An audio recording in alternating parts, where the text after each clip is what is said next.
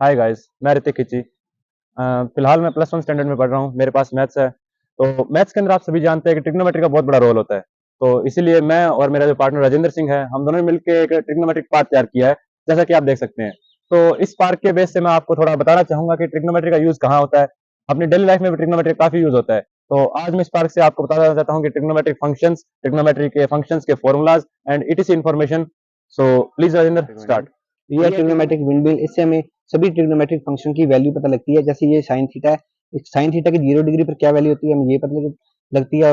Sine theta की 30 degree पर क्या वैल्यू होती है हमें ये पता लगती है। ऐसे हमें सभी ट्रिग्नोमेट्रिक फंक्शन की वैल्यू पता लगती है। इससे रोटेट करते हैं तो सभी ट्रिग्नोमेट्रिक की वैल्यू पता लगती रहती है। और बाद में ये है शीशा, और इससे हमें पता लगता है कि जब हम कोई भी चीज को नीचे से ऊपर देखते हैं तो एंगल ऑफ एलिवेशन होता है, और जब हम कोई भी चीज को ऊपर से नीचे देखते हैं तो एंगल ऑफ डिप्रेशन होता है। और ये है प्रोटेक्टर, जिससे हमें कि हम एंगल मेजर कर सकते हैं। और ये है ट्रिग्नोमेट्रिक टावर, जिसे हमें सभी ट्रिग्नोमेट्रिक फंक्शन के फॉर्मूले पता लगते हैं। जैसे साइन थीटा का फॉर्मूला होता है 1 upon cosec theta, cos theta का फॉर्मूला होता है 1 अपॉन सेक थीटा। और बाकी ऋतिक आप बताइए। सो गाइस, आगे का मैं बताता हूँ आपको। जैसे कि आप ये देख सकते हैं, हमारे पास ये जो हमारा प्रोजेक्ट है, इसके अंदर मैंने ये पार्क बनाया है। ये हमें बेसिक फॉर्मूलाज के बारे में बताता है। लाइक एज आप देख सकते हैं, जैसे sine square theta plus cos square theta is equal to 1 होता है, तो वो मैंने इसके अंदर इससे रिप्रेजेंट किया है। आप देख सकते हैं sir, sine square theta plus cos square theta is equal to 1। ये ट्रिग्नोमेट्री के बेसिक फॉर्मूलाज है। आगे बात करते हैं तो tan square theta plus 1 is equal to sec square theta, और 1 plus cos square theta is equal to cosec square theta. Like as आगे इसी तरह मैंने एक ट्रिग्नोमेट्री स्लाइड तैयार की है। ट्रिग्नोमेट्री स्लाइड के अंदर हम साइन कोस टेन और जो बाकी ट्रिग्नोमेट्रिक फंक्शंस हैं उनके बारे में आपको इन्फॉर्मेशन देना चाहूंगा।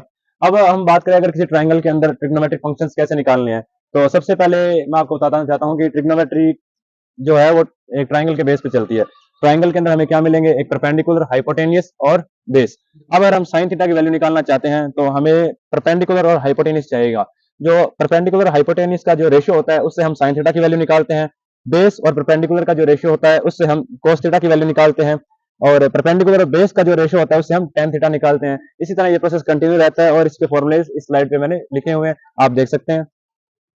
अब बात करते हैं हम राइट एंगल ट्राइंगल की। राइट एंगल ट्राइंगल के अंदर पाइथागोरस थ्योरम होता है। उस थ्योरम के अकॉर्डिंग जो हाइपोटेनस स्क्वायर होती है वो बेस और परपेंडिकुलर दोनों के स्क्वायर के सम के बराबर होती है। आप देख सकते हैं इसके अंदर मैंने जैसे बनाया है, this is the right angle triangle, this is the hypotenuse, this is the perpendicular and this is the base.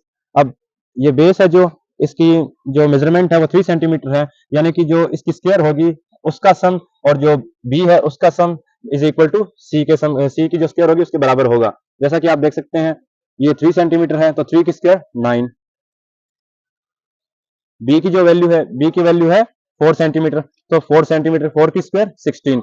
अब जैसा कि मैंने आपको बताया कि पाइथागोरस थ्योरम के अकॉर्डिंग जो परपेंडिकुलर और बेस की स्क्वायर होती है वो हाइपोटेनस के स्क्वायर के सम के बराबर होती है। तो 16 प्लस 9 इज इक्वल 25। 25 किसका स्क्वायर रूट होगा, 5 का।